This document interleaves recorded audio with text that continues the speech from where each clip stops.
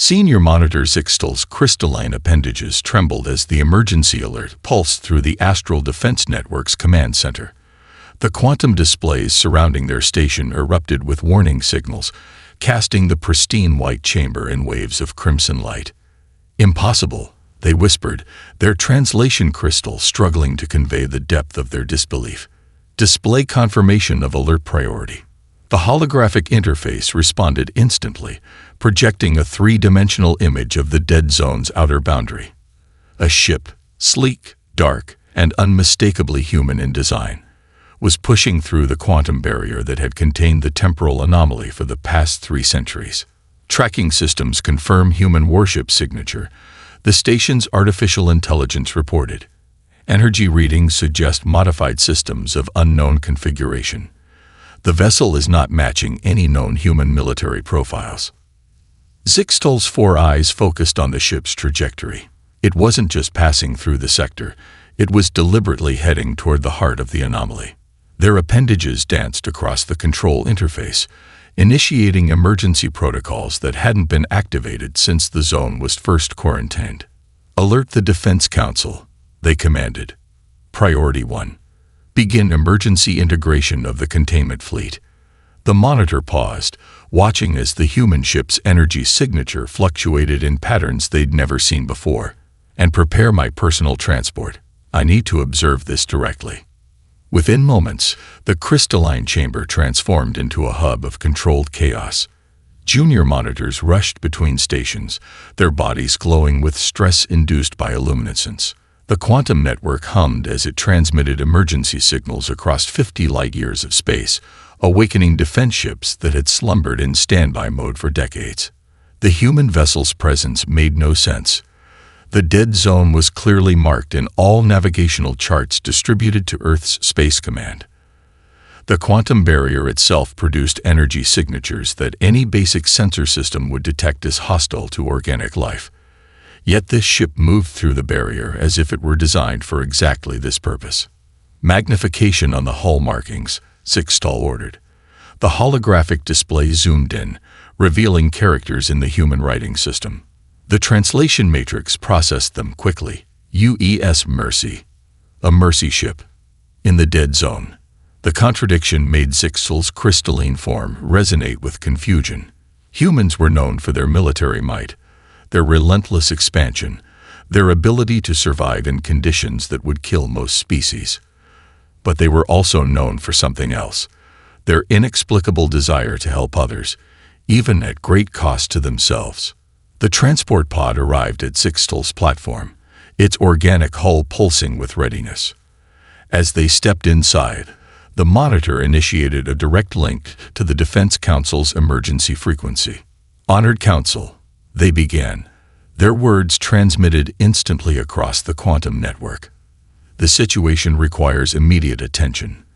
The human vessel's modified energy signature suggests capabilities we've never observed. If they found a way to navigate the temporal distortions, they must be stopped." Council member Vix interrupted, their higher authority signature pulsing through the network. "The dead zone contains horrors beyond their comprehension. If they breach the inner barrier." "With respect," Zixtal countered, watching as their transport pod merged with the emergency response stream. "Shouldn't we determine their purpose first? The vessel is called Mercy. In human terminology, this indicates." "We know what it indicates," another council member cut in. "But good intentions mean nothing in the face of cosmic horror. Your orders are simple, Monitor Zixtal. Intercept the vessel. If they cannot be convinced to retreat, they must be eliminated. The dead zone cannot be breached." Zixtal acknowledged the order as their transport accelerated to quantum speed. But something about this felt wrong. In all their years of monitoring human expansion, they'd learned one crucial lesson. Humans never did anything without a reason, and if they were willing to risk breaching the dead zone, that reason must be significant indeed. The real question was, would the Defense Council give Zixtal enough time to discover what it was? The containment fleet materialized from quantum space in a cascading wave of light, their crystalline hulls refracting the distant starlight. 12 ships, each designed specifically to maintain the dead zone's quarantine, arranged themselves in an attack formation around the human vessel. Zixtal watched from their command pod as the UES Mercy continued its steady advance, seemingly unconcerned by the superior firepower surrounding it. "Attention human vessel," Zixtal transmitted on all frequencies. "You have entered a restricted sector. Your presence here violates 17 galactic treaties. Reverse course immediately." The response came not in words, but in data. A massive stream of sensor information flooded the quantum network, temporarily overwhelming the fleet's communication systems. As the data resolved itself into coherent patterns, Zixtal's crystalline form vibrated with shock. "This can't be correct," they whispered, but the readings were clear. Within the dead zone's temporal distortions, thousands of life signs pulsed with impossible persistence. The sensors showed entire pockets of space where time moved at different rates, preserving moments that should have ended centuries ago. A holographic display flickered, and a human face appeared. The captain's dark eyes held a determination that made Zixtal's warning signals quiet. "This is Captain Sarah Chen of the UES Mercy," she said, her voice calm but urgent. "We've detected approximately 8,342 individuals trapped in temporal stasis within this sector. Our ship has been specifically modified to attempt rescue operations." Zixtal's secondary brain cluster processed this information while their primary consciousness maintained the diplomatic channel. "Captain Chen, our sensors have monitored this sector for 3 centuries. We've detected no signs of life." "That's because you're using quantum-based scanning systems," Chen replied, a small smile crossing her face. "We've developed something different. Transmitting our sensor specifications now." The technical data that followed described something that should not have worked. The humans had combined organic scanning principles derived from Earth's deep-sea creatures with modified tachyon detection arrays. It was inefficient, imprecise, and completely brilliant. "Impossible," one of the fleet commanders transmitted on a private channel. "Their technology is centuries behind ours. They can't possibly." They were interrupted by a new transmission from the Mercy. This time, it was pure audio. A steady, rhythmic beating. It took Zixtal several moments to recognize it for what it was. "A heartbeat," they announced to the fleet. "They're transmitting a heartbeat from within the temporal distortion." More sounds followed. Breathing. Whispered words in a dozen different languages. The subtle sounds of life, preserved in perfect clarity within the dead zone's quantum prison. "We've mapped 47 distinct temporal bubbles," Captain Chen continued. "Each one contains survivors from the original breach event. Your sensors can't detect them because they're technically not in our time stream anymore. But they're alive, and we can reach them." Zixtal watched as the Mercy's hull began to pulse with an unusual energy pattern. The ship's modified shields created ripples in the quantum barrier, demonstrating their ability to navigate the temporal distortions. "The Defense Council has ordered your immediate removal from this sector," Zixtal said, but their voice carried less certainty now. "With respect, Monitor," Chen replied. "We're not leaving. Those people have been trapped in moments of frozen time for 300 years. They're scared, alone, and waiting for help that they probably stopped believing would ever come. We have the ability to save them. Are you really going to stop us?" The quantum network hummed with urgent messages from the Defense Council, demanding immediate action. But Zixtal found themselves hesitating, their sensors fixed on the persistent heartbeat still transmitting from the dead zone. "If you're wrong about this," they said finally, "you'll doom your entire crew." Captain Chen's expression didn't waver. "And if we're right, we'll save thousands. The real question is, are you willing to help us try?" The dead zone rippled with quantum distortions as the UES Mercy's modified shields carved a path through the temporal storms. Zixtal watched from their command pod, their crystalline form registering every fluctuation in the barrier. The containment fleet had switched from attack formation to escort position, their own shields adapting to the human ship's resonance frequency. "Beginning deep scan of temporal pocket alpha," Captain Chen announced. her voice steady despite the gravity of their situation. "Monitor Zixtal, are you receiving our sensor feed?" The data flowing through the quantum network painted an impossible picture. Within the pocket of distorted spacetime, an entire research station hung suspended in a perfect moment. Through the Mercy's specialized sensors, they could see figures frozen mid-motion, their faces captured in expressions of surprise and fear. "Our systems confirm 48 life signs in this pocket alone," Chen continued. "Biologics show their cellular decay has been completely halted. They're experiencing this moment as if it just happened." Zixtal's secondary consciousness processed the implications while they maintained focus on the sensor data. The temporal stasis. It's perfect. 3 centuries, yet their biological processes show no degradation.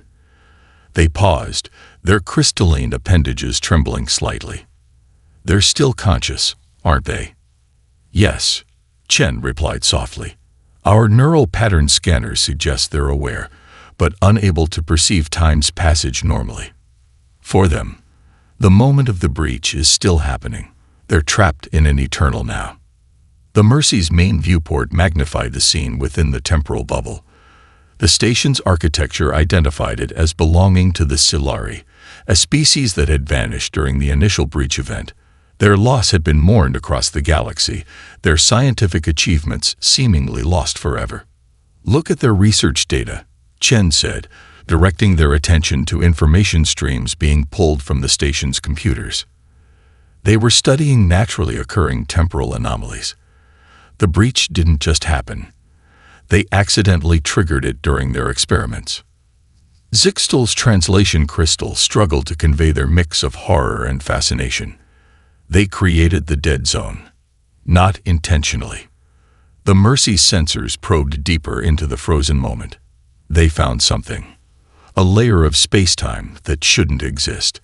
When they tried to study it, a new data stream interrupted her explanation. Warning signals flashed across both ship sensors as the temporal pocket began to fluctuate. "Energy spike," one of the Mercy's crew members called out. "The pocket's becoming unstable." The research station flickered like a faulty hologram, its edges blurring as the temporal stasis field wavered. Through the sensors, they could see the frozen figures beginning to move, ever so slightly, as if the moment was trying to resume its natural flow. If that pocket collapses, they'll experience 3 centuries of temporal decay in an instant, Chen said, her fingers flying across her control panel. "Mercy, initiate emergency stabilization protocol Delta." The human ship's hull began to resonate at a specific frequency, generating waves of energy that seemed to smooth the distortions in spacetime. Zixtal watched in amazement as the temporal pocket stabilized, its boundaries becoming crisp and defined once again. "How did you know that would work?" they asked, their voice carrying both admiration and concern. "We didn't," Chen admitted, "but we theorized that if the pocket was trying to collapse, we could use our shield harmonics to reinforce its natural frequency, like supporting a failing structural beam until proper repairs can be made." The containment fleet's sensors confirmed the stability of the pocket, but Zixtal noticed something else in the data, subtle patterns they had never seen before.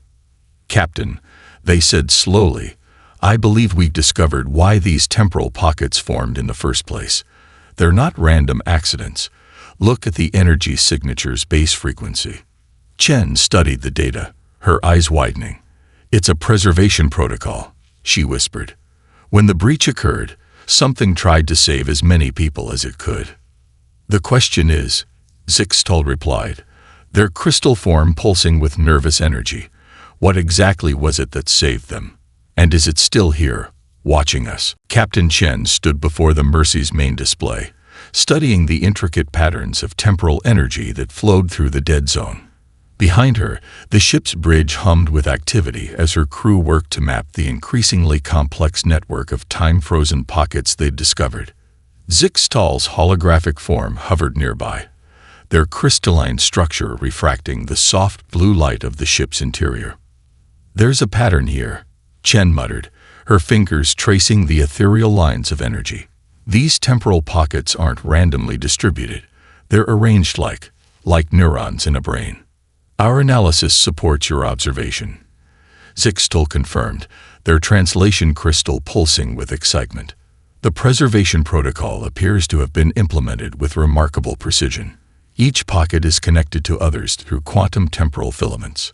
The ship's sensors highlighted these connections, revealing an intricate web of energy that spanned the entire dead zone. Lieutenant Park, the Mercy's science officer, approached with a new data analysis. "Captain, we've completed the deep scan of temporal pocket gamma," she reported, her dark eyes bright with discovery. "You need to see this." The main display shifted, showing the interior of what appeared to be a massive stellar observatory. Unlike the research station they'd found earlier, this facility was filled with beings from multiple species, all frozen in a moment of collaborative work. This was the Central Galaxy Science Institute's main Xenorchaeology Center, Zixtal explained, their voice carrying a note of reverence. "It was studying artifacts from the first ones when the breach occurred. We thought everything was lost." Chen leaned forward, focusing on one particular detail. "Look at their expressions," she said softly. "They're not showing fear or surprise." They knew what was happening. The images zoomed in on various faces. Each one showed determination, purpose, and most surprisingly, hope. They activated the preservation protocol deliberately, Lieutenant Park realized. But why? What did they discover that made them? A sudden alarm cut through the bridge's atmosphere. Red warning lights pulsed as the ship's sensors detected a massive energy surge building within the temporal web, multiple pockets destabilizing. The sensor officer called out, "The quantum temporal filaments are becoming active." Chen's hands flew across her control panel, initiating emergency protocols. "All stations, prepare for temporal shock." "Zixtal, get your fleet to safe distance." But Zixtal's hologram remained steady. "No. Whatever is happening, we face it together. The containment fleet is adjusting shields to match your frequency." The energy surge reached its peak, and for a moment, reality itself seemed to hold its breath. Then, like a symphony beginning its first note, the temporal web began to pulse with coherent energy. "It's communicating," Lieutenant Park whispered, staring at her readings. "The quantum temporal filaments. They're carrying data. Massive amounts of it." Images began to flood the ship's systems, star charts, mathematical equations, and most intriguingly, designs for technologies far beyond anything humanity or the Confederation had achieved. This wasn't just preservation, Chen breathed, understanding dawning in her eyes. It was protection. They weren't trying to save themselves. They were trying to save knowledge. Knowledge they thought was too dangerous to leave in normal spacetime. Zixtal's crystalline form vibrated with sudden alarm. "Captain, these equations, they describe reality at its most fundamental level. The ability to manipulate space, time, and matter at will. The power to reshape the universe itself. The first one's legacy." Chen nodded. "And now we know why the breach happened. The scientists didn't make a mistake. They were trying to hide this knowledge from something that wanted to use it." The temporal web pulsed again, stronger this time. New data patterns emerged, and with them, a sense of urgency that transcended the barriers of time and species. "They're not just showing us what they were hiding," Lieutenant Park said, her voice tense. "They're warning us. Whatever they were running from, it's still out there. And now it knows we're here." The UES Mercy's shield harmonics screamed as another wave of temporal energy washed over the ship. Captain Chen gripped her command chair, watching as reality itself seemed to twist around them. The containment fleet held formation, their crystalline hulls reflecting the impossible colors that now filled the dead zone. Multiple temporal anomalies forming. Lieutenant Park called out, her fingers dancing across her console. "Whatever's coming, it's trying to breach the barriers between dimensions." Zixtal's hologram flickered as interference patterns rippled through the quantum network. The Defense Council is detecting similar phenomena across 17 sectors. The disturbance is spreading. Chen studied the sensor readings, her mind racing. The knowledge preserved in the temporal pockets had revealed the nature of their enemy, a being of pure consciousness that existed between realities, feeding on the potential energy of entire universes. The first ones had fought it, hidden their knowledge from it, but they couldn't destroy it. Status of temporal pocket network, she demanded, already forming a plan. Stable, but the quantum temporal filaments are showing increased activity, Park responded. The preserved scientists, they're trying to tell us something else. The main display filled with new data streams. Complex equations and diagrams flowed across the screen, depicting a method of using the temporal pockets themselves as a weapon. They didn't just preserve knowledge, Chen realized, leaning forward. They created a trap. The entire dead zone is one massive temporal engine. Zixtal's crystalline form pulsed with sudden understanding. The preservation protocol. It wasn't meant to last forever. It was waiting for someone who could understand its purpose. The ship shuddered as another dimensional wave hit them. Warning lights flashed across every console as the shield harmonics struggled to compensate. Hull stress at 80%. Engineering reported. We can't take much more of this. Chen's eyes never left the diagrams flowing across her screen. We don't have to. Lieutenant Park, start transferring power from our main reactor to the quantum temporal filaments. Zixtal, have your fleet do the same. Captain, Zixtal cautioned, if we divert power to the temporal network, our shields will fail. We'll be exposed to the dimensional breach. Exactly. Chen's voice was steady despite the chaos around them. The first one's trap needs energy to activate. Energy from ships caught in the middle of a dimensional breach, just like they were. Understanding dawned across the bridge. The ancient scientists hadn't been victims of an accident. They had sacrificed themselves to create this moment, preserving their knowledge and their consciousness until someone could use them to spring the trap. All hands, prepare for temporal acceleration. Chen commanded. Divert all power except life support to the temporal network. Engineering, set the reactor to pulse mode on my mark. The beam between dimensions was closer now. They could feel its presence like a weight on their minds, ancient and hungry and impossibly vast. Through the viewport, they could see space itself beginning to tear. It's here, Zixtal whispered, their crystal form resonating with primordial fear. Chen's hand hovered over her console. Around the Mercy, the containment fleet moved into perfect formation, their own power systems synchronizing with the human vessels. 300 years ago, the brightest minds in the galaxy gave their lives to create this chance.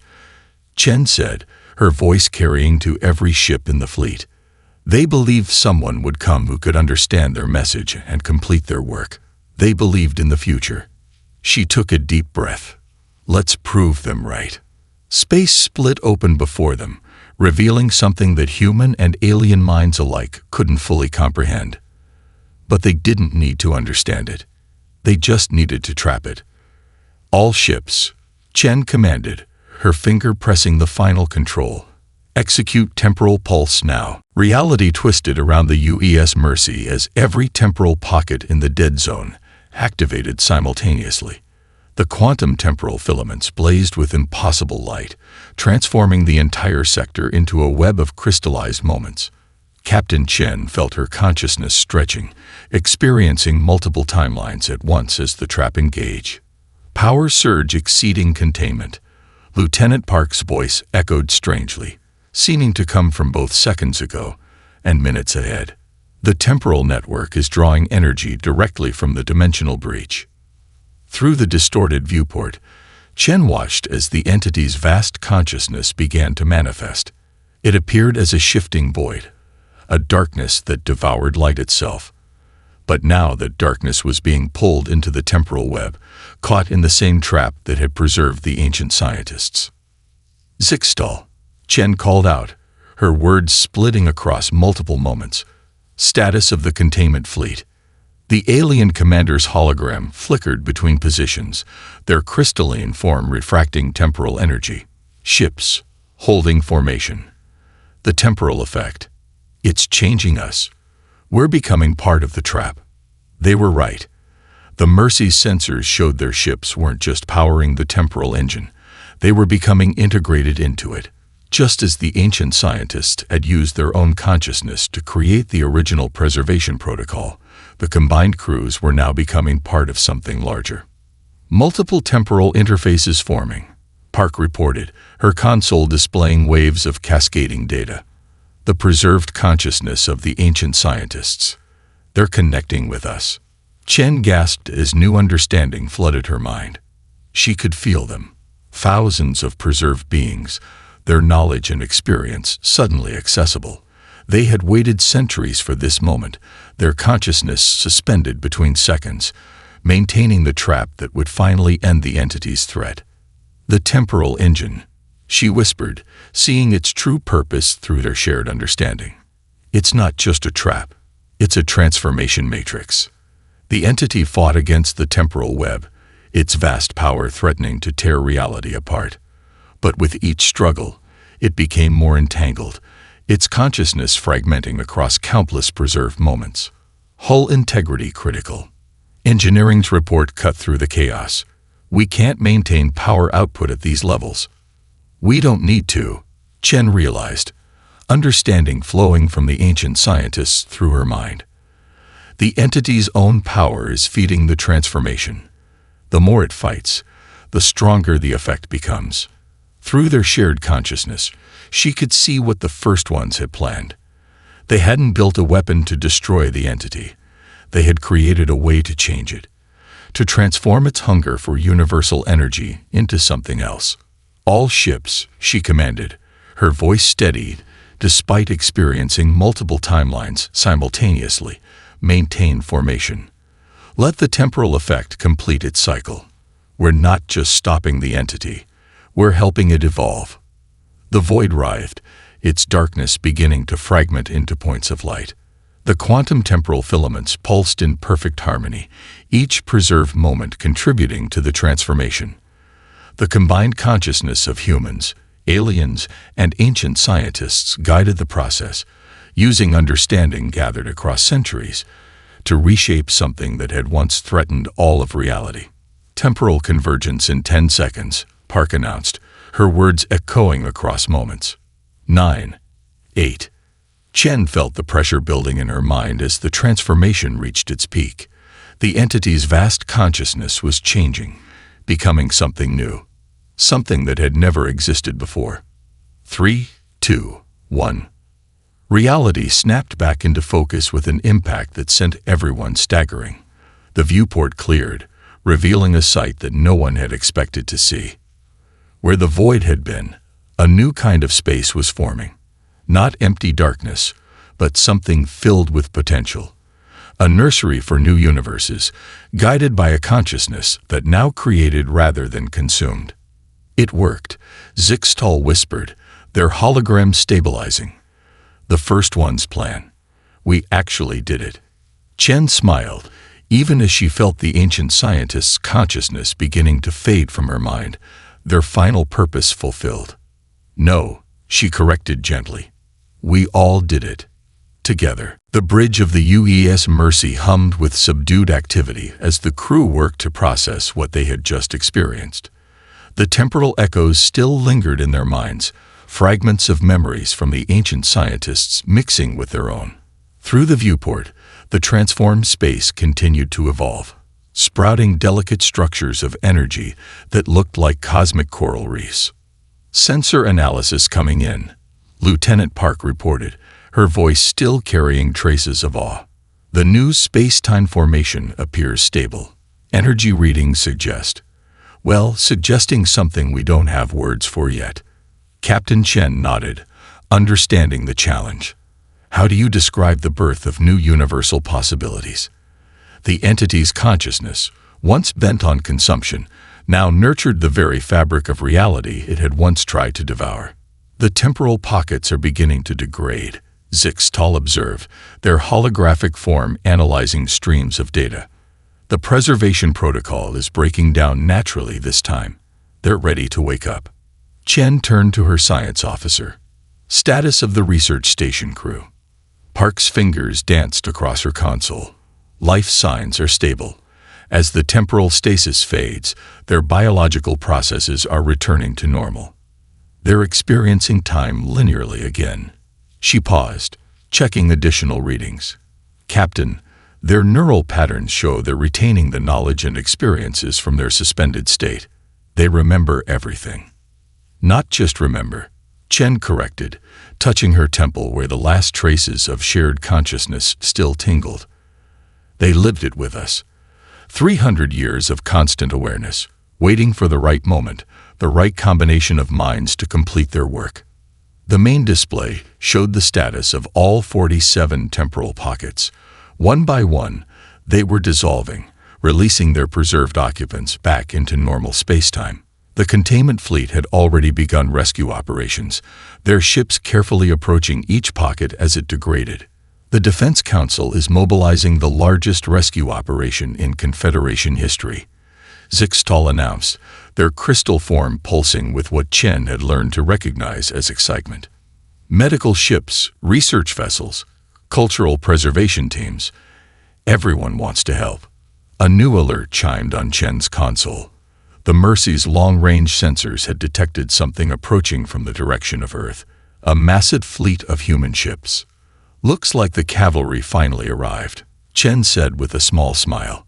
Better late than never. Captain, Park interrupted, her voice urgent.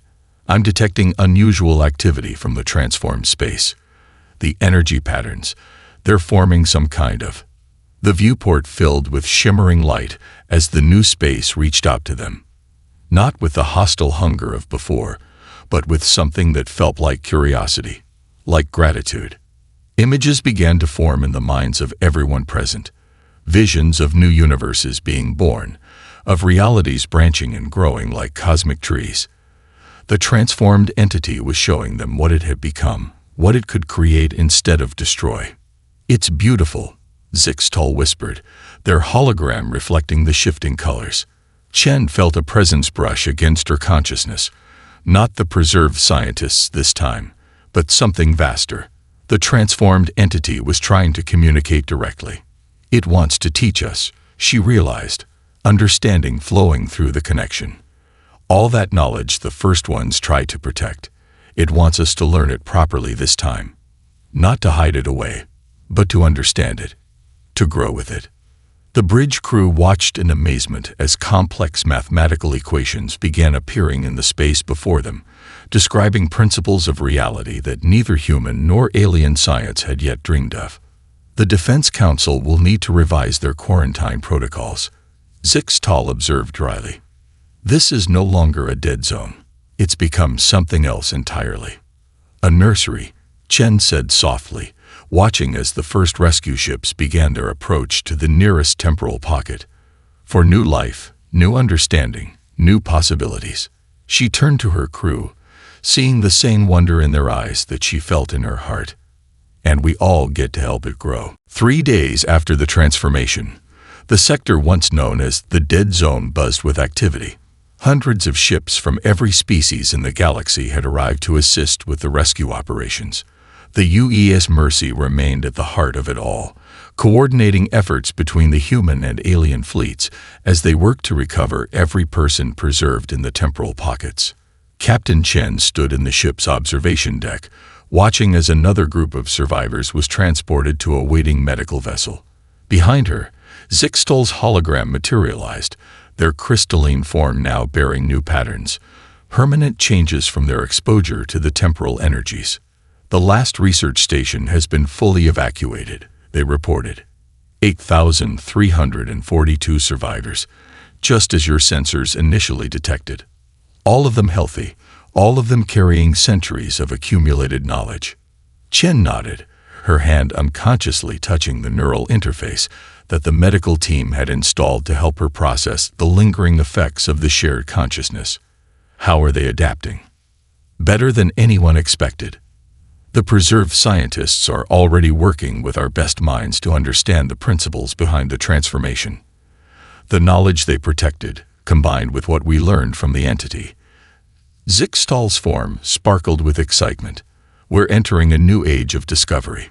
The observation deck's windows suddenly filled with shifting patterns of light as the transformed space reached out to them again. These communications had become more frequent, each one bringing new insights into the nature of reality itself. The Defense Council has officially renamed this sector, Zixtal continued. They're calling it the Genesis Point now, though I hear some of your human ships have started calling it the Nursery. Chen smiled. It fits, doesn't it? A place where new universes are born, where knowledge grows instead of being hidden away. She turned to face her alien colleague. Have you received the latest report from the quantum mechanics team? Yes. The entity's transformation seems to have sparked a cascade effect throughout known space. The barriers between realities are no longer eroding. They're strengthening, becoming more stable. What once consumed is now supporting the very fabric of existence. A soft chime announced another arrival. Lieutenant Park stepped onto the observation deck, carrying a data tablet filled with the latest sensor readings.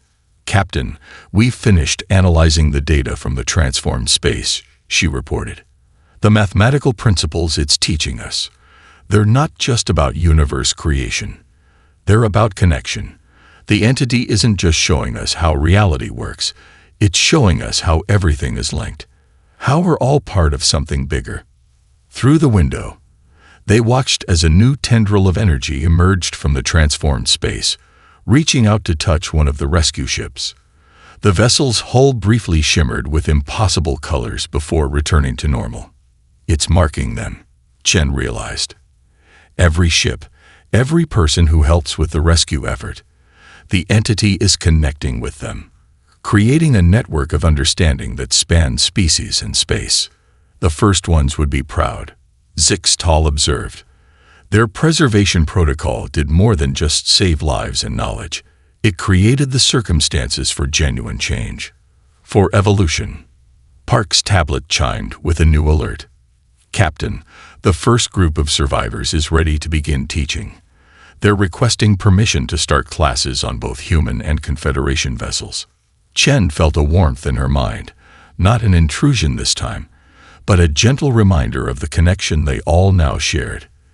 The entity, the survivors, the rescue crews, everyone touched by the transformation had become part of something extraordinary. Permission granted, she said, watching as another rescue ship successfully extracted survivors from a dissolving temporal pocket. After all, that's what this was all about, wasn't it? Not just preserving knowledge, but sharing it, growing from it. She turned to face both her companions. The dead zone became a cradle for new life. Now it's our turn to help that life flourish. Outside the window, the transformed space continued to pulse with new energy, each wave carrying the promise of discoveries yet to come. The entity that had once threatened to devour reality now nurtured it, teaching those it had once hunted. And in that teaching, in that growth, humanity had found its greatest adventure yet.